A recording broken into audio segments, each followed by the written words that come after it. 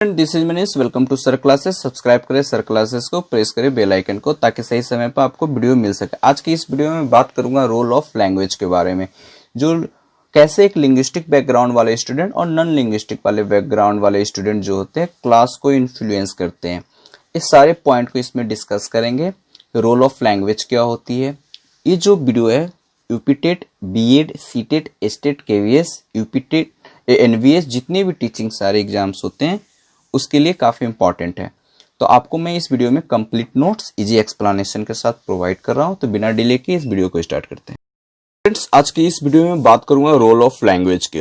Role of language में हम देखेंगे कि कैसे लैंग्वेज जो होता है एक लिंग्विस्टिक बैकग्राउंड वाले जो स्टूडेंट्स होते हैं उसको कैसे इन्फ्लुएंस करता है ना, मतलब प्रभावित करता है। और जो विदाउट लिंग्विस्टिक बैकग्राउंड, जो मतलब लिंग्विस्टिक बैकग्राउंड से नहीं आते हैं जो स्टूडेंट्स, वो कैसे मतलब इन्फ्लुएंस करता है क्लासरूम को, सोसाइटी को, है ना।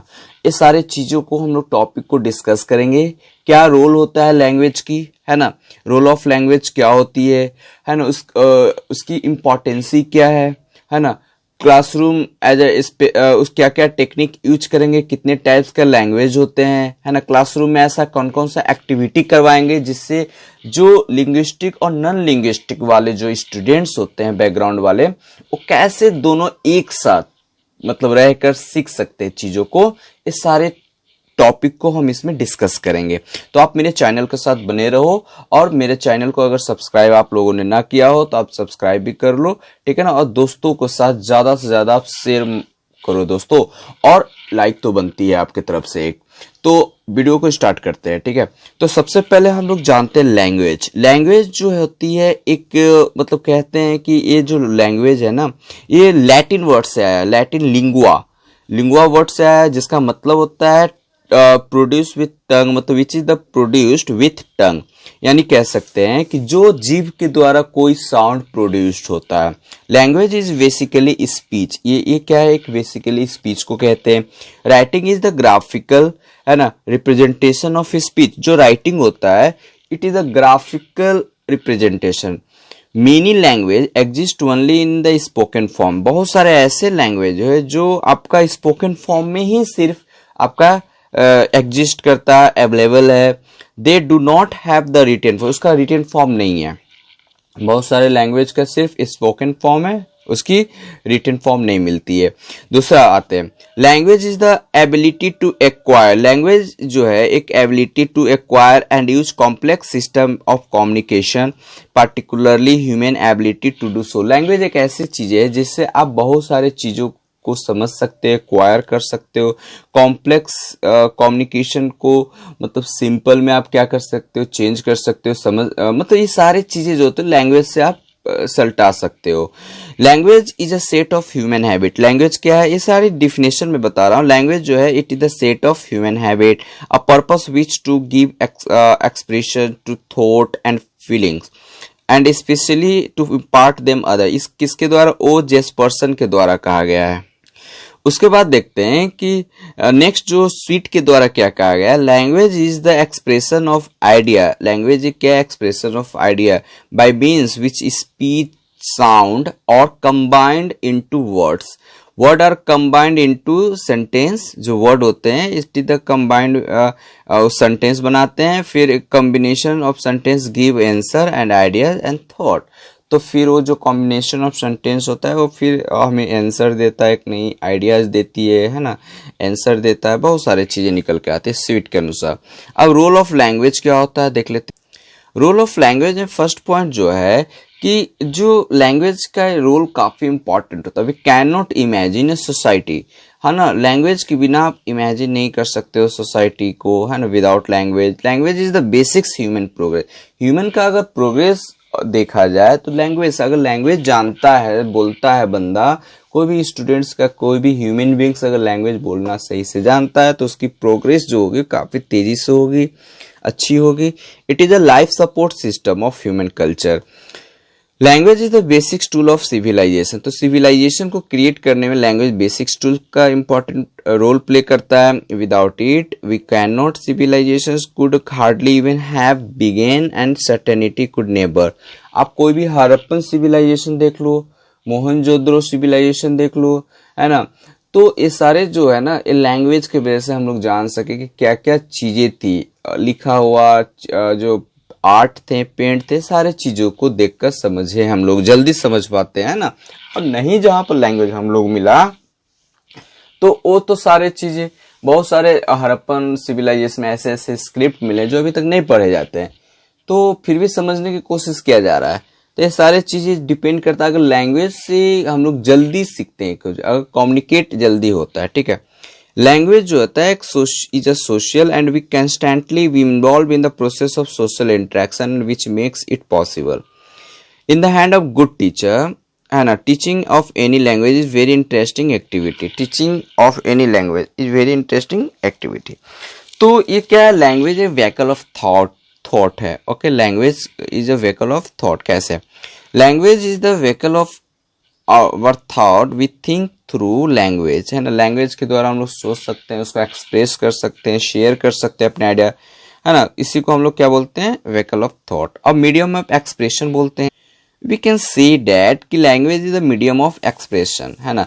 Language is the medium of expression of our feelings, ideas and expressions. Okay, next बात करते हैं कि medium of communication, how the language medium of communication. या it is true, language is the medium of communication. Language has become a major tool of communicate between country, cultural groups, various company and organization, communities, friends, peer group, जो भी हो।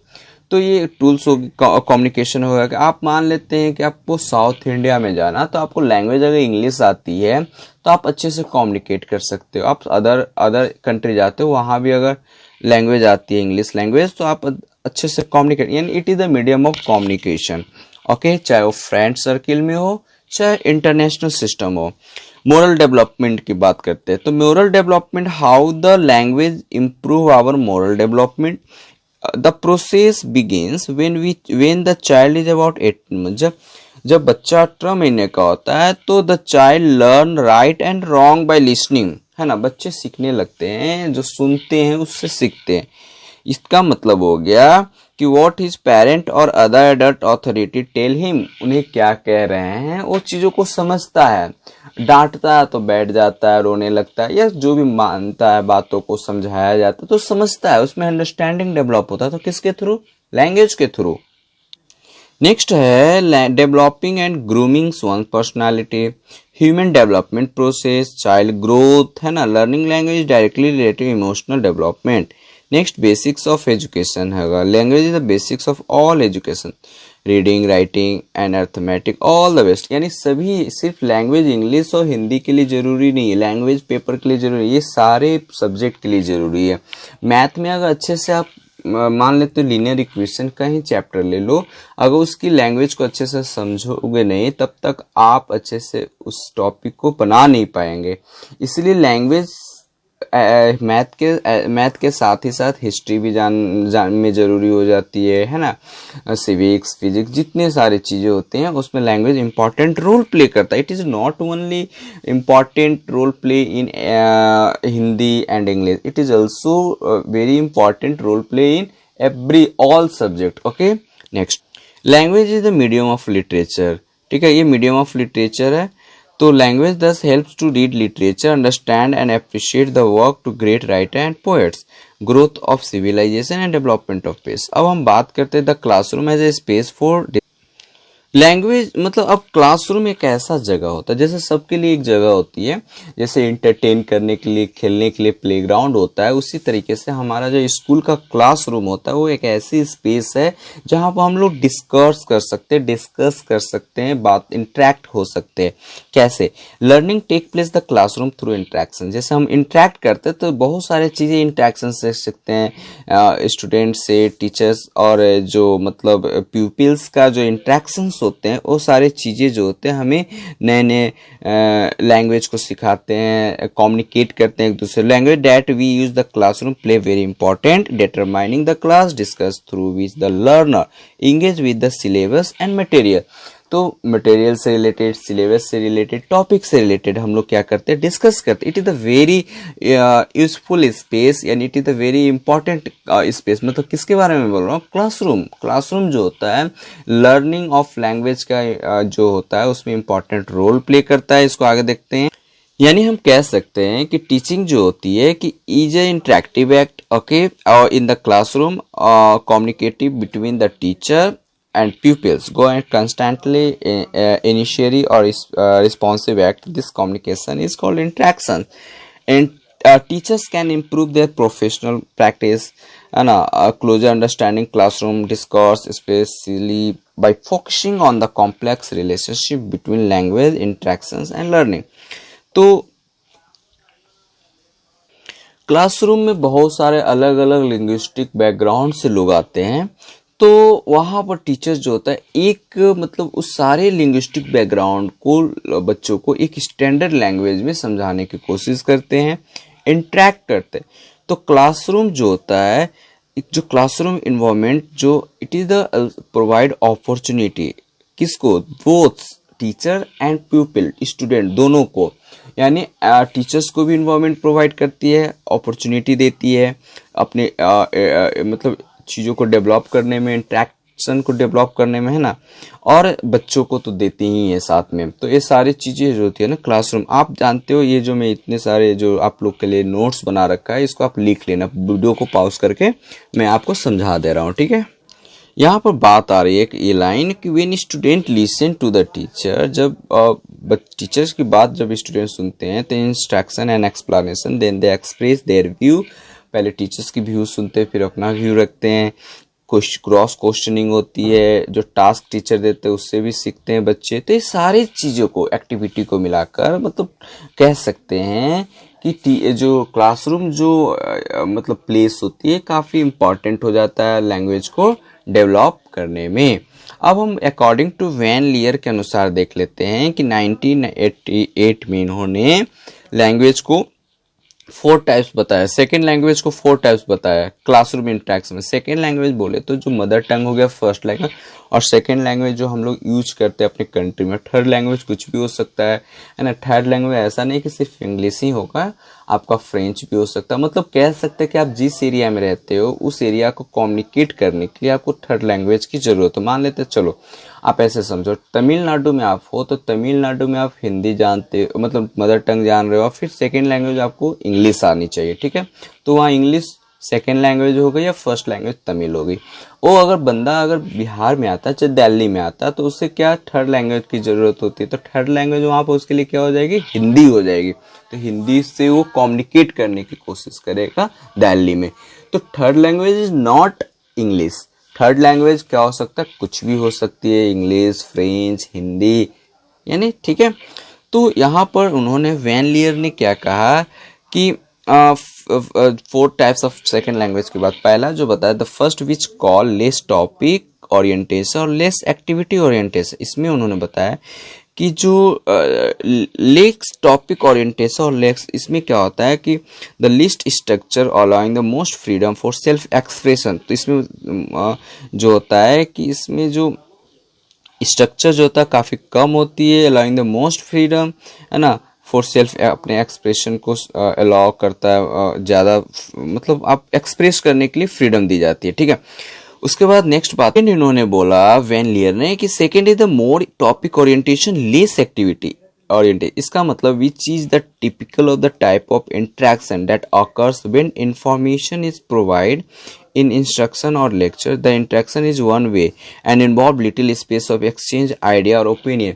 यहाँ पर interaction का जो वे बताया वो वन वे हो जाता है ना। आप अपने आइडिया को, ओपिनियन को एक्सचेंज कर सकते हैं, लेकिन मतलब उसमें जो स्पेस दिया जाता है, जो टाइम दी जाती है, जो वे होता है वो वन होता है। मतलब टीचर्स बोलेंगे तो स्टूडेंट को नहीं बोलनी, जब स्टूडेंट्स बोलेंगे तो टीचर्स को नहीं बोला, तो ये वन वे होता है। तो वन वे में थोड़ा सा मतलब क्या होता है, स्पेस जो होता है ना, ये लैक ऑफ स्पेस बोल सकते हैं इसको, है ना। इस सेकेंड नेक्स्ट बात करते हैं कि the third category more topic orientation. तो इसमें क्या हो गया कि जो टाइप्स ऑफ जो मतलब third category more topic orientation, more activity orientation, when information has to be exchange following specific and pandemic pre determined lines as the interview, joke, story. यानी कह सकते हैं इसमें थर्ड स्ट्रैटेजी क्या होनी चाहिए सेकेंड लैंग्वेज को डेवलप करने के लिए, तो इसमें बताया गया है कि मोर टॉपिक ओरिएंटेशन होनी चाहिए और मोर एक्टिविटी ओरिएंटेशन होनी चाहिए।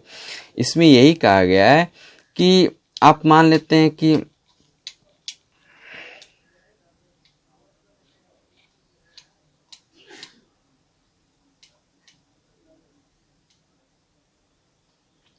हाँ, इसमें हम बोले थे ज़्यादा से ज़्यादा बच्चों को टॉपिक देनी है, ज़्यादा से ज़्यादा एक्टिविटी करानी है, जैसे कि जोक्स हो गया, फिर स्टोरी टेलिंग हो गया, फिर या फिर डिबेट हो गया। इस तरीके से चीज़ों को आप यहाँ पर क्या कर सकते हैं, करवा कर आप लैंग्वेज को डेवलप करवा सकते हैं। कह सकते हैं जो मतलब हेजिटेशन को दूर करनी है, टीचर्स को क्या करना है, हेजिटेशन। मान लेते हैं कि जो लिंग्विस्टिक बैकग्राउंड से आते हैं वो तो सही है, जो नॉन लिंग्विस्टिक बैकग्राउंड से आते हैं, जो मतलब काफ़ी फ्लुएंसी नहीं होती है उनका, तो काफ़ी साई नेचर्स के होते हैं, डरते हैं, बोलने से कतराते हैं, तो उनको ये सारी एक्टिविटी करवाकर यानी मोर एक्टिविटी करवाकर लोगों को एक दूसरे दोस्तों, एक दूसरे स्टूडेंटों को मतलब उसको समीप लाना है, करीब लाना है ना। पीपल्स को उन्हें उनके साथ फ्रेंडली बिहेवियर यूज करनी है, वैसे लैंग्वेज का यूज करना है जो टीचर से मतलब डरे नहीं। टाइप्स ऑफ मतलब 4 में देखेंगे कि फाइनल स्ट्रैटेजी में कि द लेस टॉपिक ओरिएंटेशन और मोर एक्टिविटी। इसमें टॉपिक जो होगा लेस हो जाएगी, लेकिन जो एक्टिविटी ओरिएंटेशन है ज़्यादा, इसमें ज़्यादा एक्टिविटी पर बल दिया गया है। उन्होंने बताया कि typified by situation, drills, pair work and activity that have variation. इसमें यही चीज़ें बताई गई है कि भाई आप मतलब नोट्स बनाने से या फिर प्रैक्टिस मतलब कह सकते हैं थ्योरेटिकल पेपर पढ़ने से प्रैक्टिकल आप क्लियर करा करो। तो प्रैक्टिकल से क्या होता है ना, कुछ प्रोग्राम ऑर्गेनाइज करना है अपने स्कूल एकेडमिक बेस्ड पर, अपने ये सारे चीज़ें जो होते हैं प्रोग्राम को आप कर सकते हैं, जिससे बच्चे इंटरेक्ट करेंगे, एक दूसरे से डिस्कस करेंगे, काफ़ी अच्छी डिबेट एक्सटेम्पोर है ना ऑर्गेनाइज करवा सकते हैं, है ना। किसी पार्टिकुलर टॉपिक पर हम लोग एशे, कॉम्पिटिशन्स, जीके, क्विज, सिंगिंग, ये सारे जो एक्टिविटीज बेस्ड ओरिएंटेशंस जो होती है ये सारे करवा सकते हैं। अब क्लासरूम एक्टिविटी देख लेते। तो क्लासरूम एक्टिविटीज क्या होनी चाहिए, तो पहला टास्क है, क्लियर ऑब्जेक्टिव है, एक्टिव लैंग्वेज यूज है और लर्नर एक्टिवेशन है। तो इसमें क्या क्या, the task is an active which design to help the achieve a particular learning goal। the task active जो which design help to achieve a particular learning goal। मतलब task जो आप दे रहे हैं तो उस हिसाब से देना है कि बच्चे उसे अचीव कर ले और उसे ग्रैप्स कर ले जल्दी से। टास्क ऐसी नहीं होनी चाहिए कि बच्चे समझ ही नहीं पा रहे हैं। आप जो फर्स्टली आप उसे समझाओ और उस अकॉर्डिंग ही टास्क देना है, और ठीक है, ताकि वो मतलब एक उनकी गोल क्या है, गोल के अकॉर्डिंग उनको टास्क देनी है। अब ये नहीं कि कुछ भी दे दो, आप बना दो, थोड़ा उस टाइप के टास्क में क्या होता है ना, बोरियत फील करने लगते हैं बच्चे। नेक्स्ट होता है क्लियर ऑब्जेक्टिव। क्या होता है, the use of task language teaching provide purpose for a classroom activity which goes beyond practice language of. यानी आपकी जो ऑब्जेक्टिव है, उद्देश्य है, वो क्लियर होनी चाहिए, है ना, तब आप सीख पाओगे जल्दी। यानी या फिर लिंग्विस्टिक बैकग्राउंड से हो या नहीं हो, दोनों में गोल की जो क्लियरिटी है वो क्लियर होनी चाहिए। जैसे कि आप मान लेते हैं कि आप सोचो कि आपको टीचर्स बननी है, तो उसके लिए आपकी गोल क्लियरिटी होनी, उसके अकॉर्डिंग आप डिफरेंट टाइप्स के उससे रिलेटेड आप सीखोगे चीज़ों को, लैंग्वेज पर कमांड करोगे, बहुत सारे एक्टिविटी आप परफॉर्म करो, बीएड अच्छे से करोगे। ये सारे चीज़ें जो होती है इम्पॉर्टेंट रोल। यानी ऑब्जेक्टिव जब तक क्लियर नहीं होगा तब तक आपको प्रॉब्लम क्रिएट होगा। Active language use, we should make use should activity fact a waste mainly use. Active language use का मतलब होता है कि यहाँ पर लैंग्वेज वैसे फैमिलियर लैंग्वेज का यूज करना है जिससे बच्चे मतलब जिसको ज़्यादातर यूज किया जा रहा है हमारे देश में, वर्ल्ड में, मतलब जिसको यूज किया जाता है एज अ बोलचाल की भाषा में। जैसे आप लिटरेचर में कोई भी बुक्स में लिखो, बुक लिखते हो तो बुक में बहुत डिफिकल्ट वर्ड यूज करेंगे तो चलेगा वहाँ पर, लेकिन जब कन्वर्सेशन में आप उसका यूज करते हो तो उसमें प्रॉब्लम हो जाती है। बच्चे अगले नेक्स्ट पर्सन जो आप लिसनर होते हो नहीं समझेंगे, तो आपकी बातों को रिप्लाई नहीं कर पाएंगे। Learner activations with the activities should be designed to concentrate on the student need. These activities should also include and involve several subject and different skills. तो ये सारी चीज़ें थी। तो यहाँ पर फाइनली यही हो गया कि आप मान लेते हैं लिंग्विस्टिक बैकग्राउंड या नॉन लिंग्विस्टिक बैकग्राउंड वाले जो होते हैं वो कैसे क्लास को मतलब इन्फ्लुएंस करते हैं, उन्हें कैसे मतलब प्रभावित करते हैं, उन्हें कैसे मतलब चीज़ों को सही करना है। तो दोनों को काफ़ी अच्छे मतलब एक्टिविटीज बेस्ड ओरिएंटेशन करवा कर, है ना, एक इंटरेक्ट करवा कर, ग्रुप डिस्कशन करवा कर, है ना, फिर उसके बाद क्रॉस क्वेश्चनिंग करवा कर, इस सारे चीज़ों को हम कह सकते हैं कि मतलब ये एक्टिविटी करवा कर हम अपने जो क्लास की लैंग्वेज मतलब लैंग्वेज की जो बच्चे नॉन लिंग्विस्टिक बैकग्राउंड से आते हैं उनको हम इम्प्रूव कर सकते हैं। ये सारे पॉइंट्स थे, आप देख लेना। आई होप आपको ये वीडियो अच्छी लगी। फिर भी किसी प्रकार कोई डाउट है तो please write in my comment box any query. So thank you for watching my video. Bye bye.